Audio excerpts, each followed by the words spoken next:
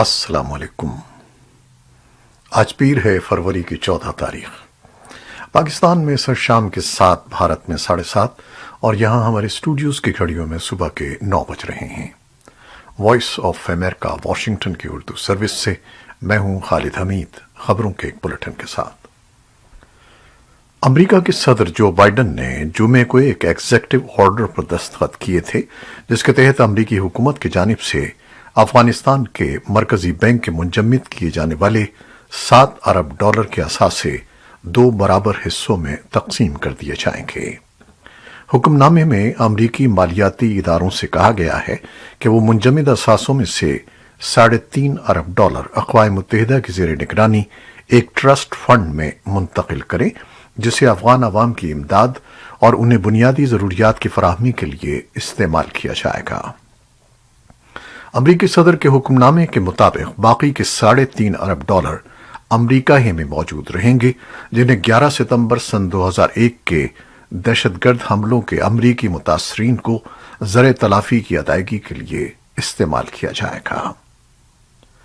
افغانستان میں خواتین کارکنوں نے امریکی صدر جو بائیڈن کے نام ایک کھلے خط میں ان سے درخواست کی کہ وہ 9/11 حملوں کے متاثرین کے لیے افغان منجمد اثاثوں کا ایک حصہ مختص کرنے کے اپنے فیصلے پر نظر ثانی کریں۔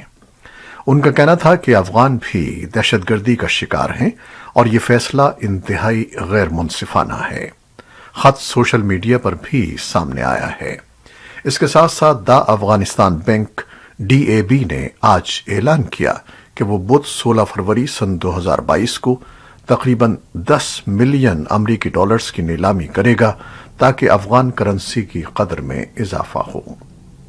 آج افغان کرنسی میں ایک امریکی ڈالر کی شرح تبادلہ 92.66 تھی۔ افغانستان کے لیے پاکستان کے خصوصی ایلچی محمد صادق کے مطابق افغانستان کے غیر ملکی بینکوں میں منجمد ذخائر کے بارے میں پاکستان کا اصولی موقف یہ ہے کہ یہ افغان قوم کی ملکیت ہیں اور انہیں جاری کیا جانا چاہیے۔ افغان فنڈز کا استعمال افغانستان کا خود مختار فیصلہ ہونا چاہیے۔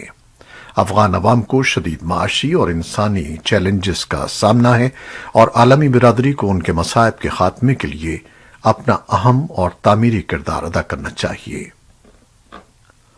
افغانستان کے سابق صدر حامد کرزئی نے اتوار کو طالبان حکمرانوں سے اتفاق کرتے ہوئے امریکہ پر زور دیا کہ وہ ان کے ملک کے غیر ملکی منجمد اثاثوں میں سے نصف کو 11 ستمبر سن 2001 کی دہشت گردی کے متاثرین کے خاندانوں کے لیے مختص کرنے کی اجازت دینے کے اپنے فیصلے پر نظر ثانی کرے۔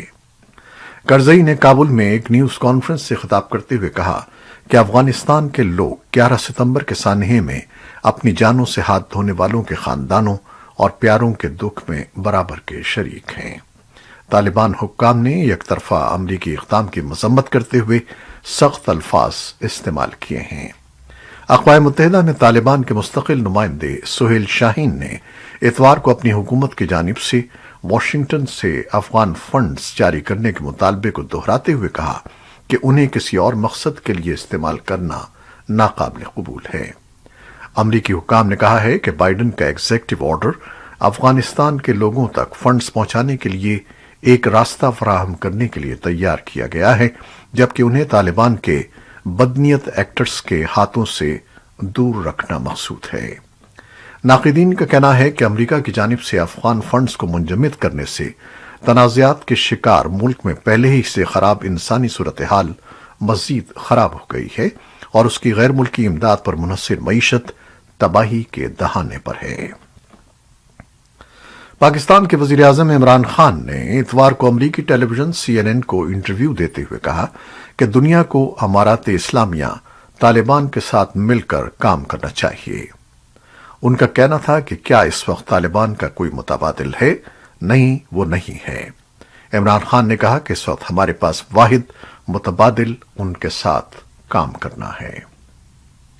ایران کے وزیر خارجہ ڈاکٹر احمد وحیدی ایک 9 رکنی ایرانی وفد کے ہمراہ پاکستان کے ایک روزہ دورے پر پیر کو اسلام آباد پہنچے۔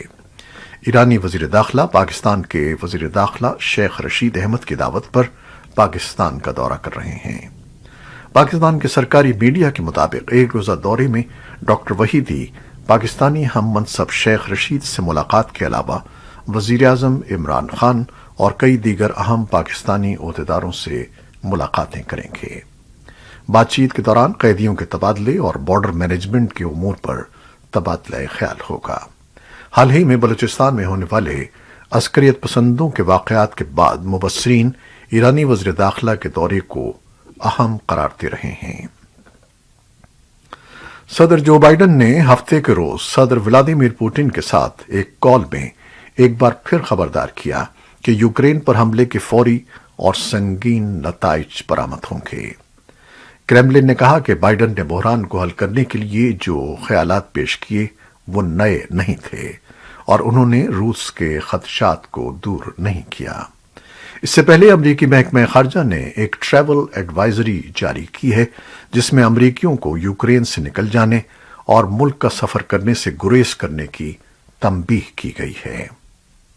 وائٹ ہاؤس کا کہنا ہے کہ صدر جو بائیڈن اور یوکرین کے صدر ولادیمیر زیلنسکی نے روس کی فوجی تیاری کے جواب میں سفارتکاری اور ڈیٹرنس کو جاری رکھنے کی ضرورت پر اتفاق کیا ہے۔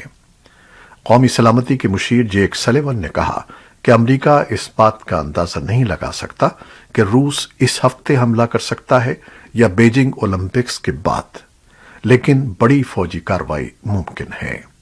امریکہ نے کیف میں اپنا سفارت خانہ بند کر دیا ہے اور اپنے زیادہ تر عملے کو نکال لیا ہے۔ آسٹریلیا اور کینیڈا نے اعلان کیا ہے کہ وہ اپنے سفارت خانے لیف میں منتقل کر رہے ہیں جو یوکرین کا فوجی اڈہ بھی ہے۔ یوکرین کے صدر ولادیمیر زیلنسکی آج پیر کو کیف میں جرمن چانسلر اولف شولز سے بات چیت کر رہے ہیں، جبکہ مغربی رہنما روسی حملے کے خدشے کے تناظر میں یوکرین کے ساتھ اظہار یکجہتی کر رہے ہیں۔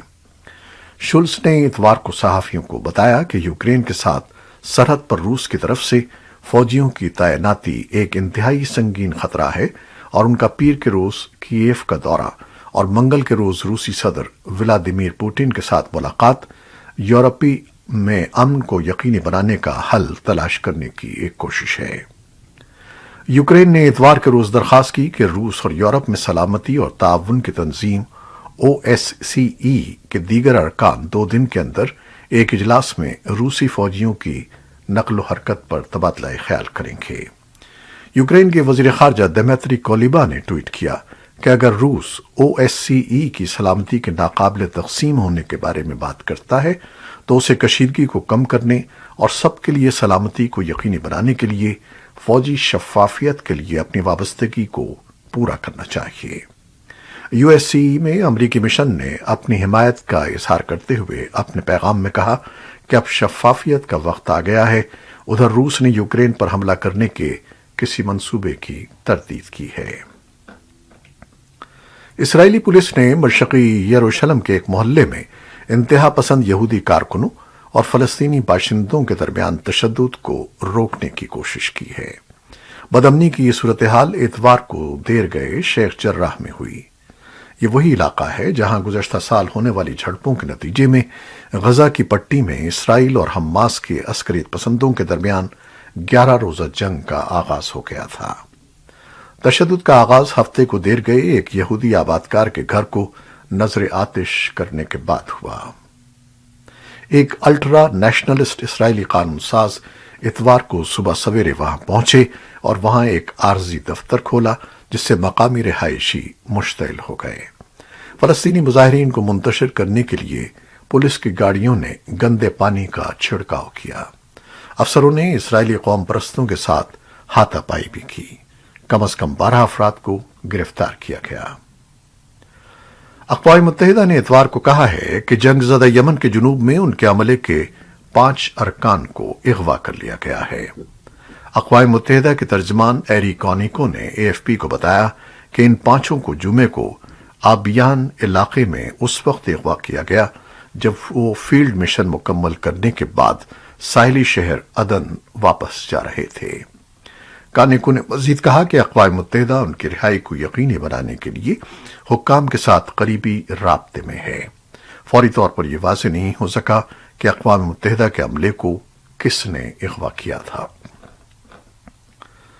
پاکستان کے صوبہ پنجاب میں مبینہ توہین مذہب کے الزام پر ہجوم کے ہاتھوں شہری کی ہلاکت کا ایک اور واقعہ پیش آیا ہے، جس کی ابتدائی رپورٹ وزیر اعلیٰ پنجاب کو پیش کر دی گئی ہے۔